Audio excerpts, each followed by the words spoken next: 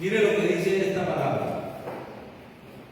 Entonces el rey mandó reunir con él a todos los ancianos de Judá y de Jerusalén, y subió el rey a la casa de Jehová con todos los varones de Judá y con todos los moradores de Jerusalén, con los sacerdotes y profetas, con todo el pueblo, desde el más chico hasta el más grande, y leyó, dice la palabra del Señor.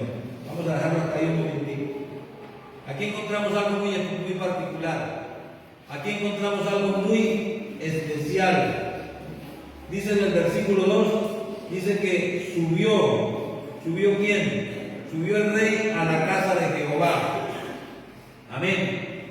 El sumo sacerdote, los escribas y los profetas, los sacerdotes se juntan con todos los ancianos del templo, y el rey mismo, póngale cuidado a esto, el rey mismo se encarga de leer el libro del pacto que había sido recientemente hallado, porque hacía 55 años que reinaba un rey pagano llamado Manasés, que se había dedicado a la brujería, a la hechicería, a la idolatría, a adorar toda clase de imágenes del sol, la luna, las estrellas, todo eso, el ejército del cielo. Ahora, ¿qué es lo particular, especial o extraño que hay en esto que yo le estoy enseñando? Lo extraño, ¿sabe qué es? Lo extraño es que ni el sumo sacerdote, ni Jeremías, ni el profeta Sofonías, o cualquiera de los otros profetas, quienes ciertamente habían estado allí presentes, no leyeran el libro sagrado, porque no le correspondía al rey leer el libro. El rey estaba para gobernar, pero la palabra de Dios tenía que ejercerla los sacerdotes, en este caso el sumo sacerdote, o si no, hacerlo los profetas de Dios. Es muy probable que el rey se considerara a sí mismo como mediador entre Dios y el hombre, y por lo tanto él leyera y se encargara de hacer un pacto como autoridad de esa nación, al darse cuenta de la maldad que estaba sucediendo. Él quería tomar las riendas, quería tomar el control de lo que estaba sucediendo, porque en esa ciudad había mucha maldad, en ese país se había desbocado todo en pecado y en maldad. En el versículo 3 dice: y poniéndose el rey en pie junto a la columna, hizo pacto. Cuando dice que se puso en pie, significa que se subió sobre el atril, el lugar donde ellos le predicaban al pueblo, para quedar más alto y que fuera más visible. Por eso es que usted ve que en los templos, en los altares, se hace un púlpito. Este es el púlpito, pero se hace también, digamos, el altar completo, para quedar más alto, para que haya más visibilidad. Él en ese lugar hizo, dice la palabra, hizo pacto. La palabra pacto viene del hebreo bedid. Pacto viene del hebreo bedid en el sentido que significa cortante. Hacer un pacto es algo que corta. Pacto, ¿por qué? Porque se hace pasando en medio de pedazos de carne. Se sacrificaban animales cuando se iban a hacer un pacto. ¿Hacer un pacto qué es? Hacer un pacto es hacer un aliado, hacer una alianza.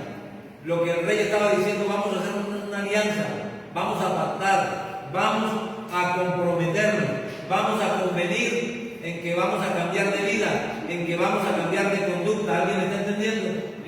¿Sabe para dónde va la palabra? Ya se está alineando con la palabra.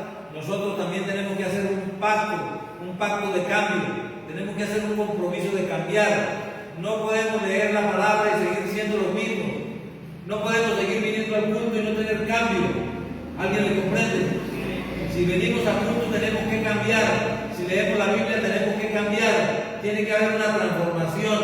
Tiene que haber una reforma en cada uno de nosotros.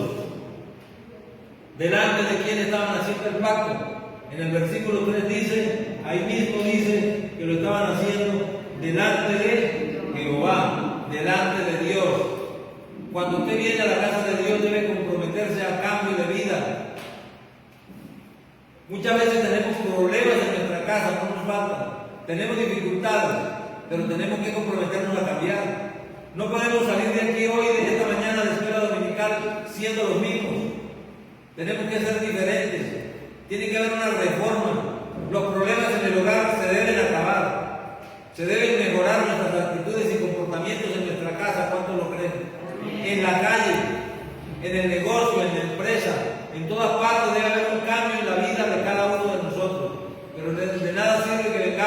domingo a domingo, o que vengamos 3 o 4 cultos a la semana y nosotros seguimos siendo iguales de loquillos, sin cambio, por no decir otra palabra.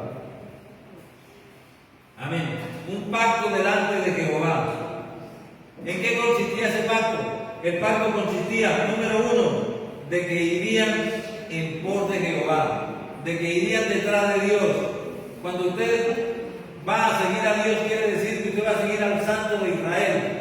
Y el Santo, para acercarse a Él, hay que estar en santidad. Ellos se comprometían a ir detrás de Dios. ¿Por qué? Porque estaban detrás de los ídolos, de las imágenes. Por eso fue que cuando encontraron el libro hubo una revelación tremenda en el corazón del rey Josías. Voy muy rápido. De que irían en pos de Jehová. Número 2. Se comprometieron en ese pacto a que guardarían los mandamientos de Dios. Yo le hago una pregunta: ¿guardamos los mandamientos de Dios? No guardamos los mandamientos de Dios. Le fallamos a Dios. De alguna manera fallamos. No hay nadie aquí que pueda levantar la mano, ni aquí, ni en este lugar, ni en ningún templo de Colombia, ni en ninguna misión de Colombia, ni en ninguna misión a nivel internacional. No hay nadie que rompa con los mandamientos, no hay nadie que peque. No hay nadie que no peque, todos pecamos. Nadie puede decir que es tan santo que no peca. Pero ellos se comprometieron que irían en pos de Jehová y que guardarían guardarían sus mandamientos. Número 3, que guardarían también su testimonio. Una cosa que no guardamos es el testimonio. ¿Cuántos lo creen? Fallamos con el testimonio.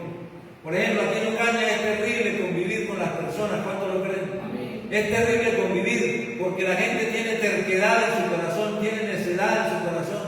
El conductor es terco en su corazón.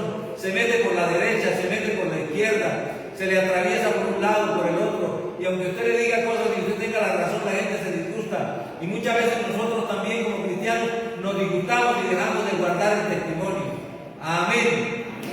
Tenemos que guardar el testimonio en el colegio, en la universidad, porque la gente lo primero que nos dice es: ¿y eso que es evangélico? ¿Y eso que es pastor? ¿Y eso que se le da de creyente? Amén. Amén. Entonces se comprometieron también a guardar sus testimonios. Número 4, a guardar sus estatutos. Número 5, dijeron que lo harían con todo el corazón y con todo el alma. ¿Cómo es que tenemos que hacer las cosas? Con todo el corazón y con todo el alma. Tenemos que transformarnos y tenemos que cambiar. Amén. Cuando usted, por ejemplo, venga aquí a hacer un aseo, hágalo con todo el alma.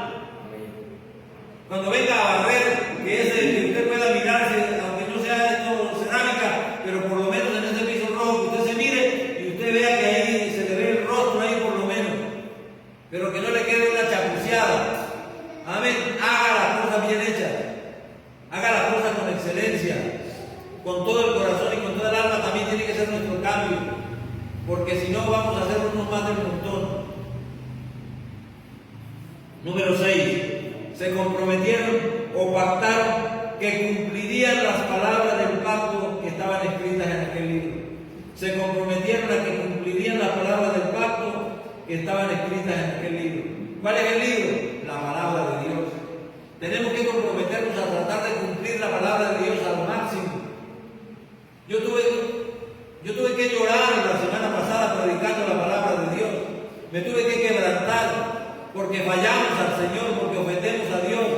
Amén. Y tenemos que volver a aquel primer amor. ¿Cuánto lo recuerdan? Cuando nos convertimos por primera vez con esa alegría, con ese gozo, que no queríamos ofender a Dios, pero ha pasado el tiempo y nos hemos vuelto livianos. Y dice el número 7, que todo el pueblo confirmó el pacto. Todos dijeron que sí, que iban a cambiar.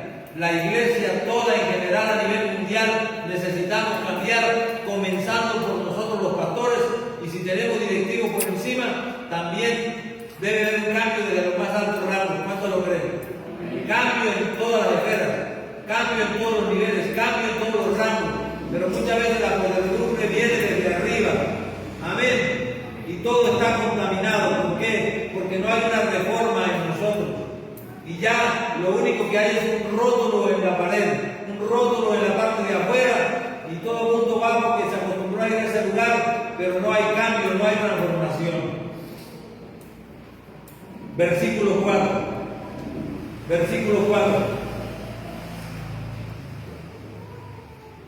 En el versículo 4 encontramos nosotros, no sé si Dana lo colocó ahí, en el versículo 4 el rey ordenó que sacasen del templo de Jehová los utensilios hechos para Baal, vasijas hechas para Baal.